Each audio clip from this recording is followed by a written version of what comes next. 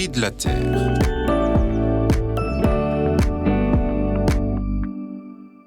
Dans les débats sur le changement climatique, les vaches sont souvent montrées du doigt, accusées pour leurs émissions de gaz à effet de serre.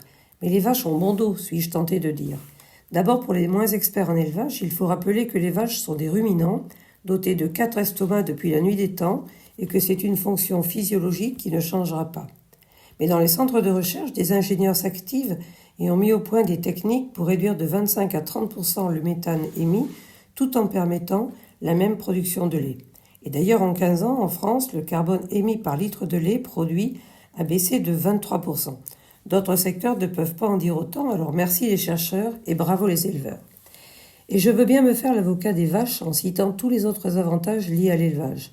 La fourniture de lait, de viande pour l'alimentation humaine, le lait pour les jeunes animaux, le cuir pour la maroquinerie, les protéines de lait pour les compléments alimentaires et la pharmacie, les déjections animales utilisées pour la fertilisation des prairies et des champs, évitant ainsi l'achat d'engrais chimiques.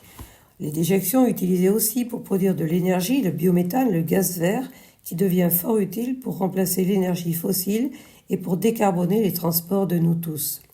Citons aussi la valorisation des prairies, plébiscitées pour leur biodiversité et le stockage du carbone, mais aussi pour éviter les incendies des herbes sèches, plus fréquents lors des canicules et qui ravagent pour plusieurs années des milliers d'hectares. L'entretien des estives et des alpages, trop souvent pentus, pour être fauchés mécaniquement et qui sont les pistes de ski l'hiver. Enfin, le maintien de l'élevage permet le maintien de produits et de traditions culinaires ancestrales et toujours au goût du jour.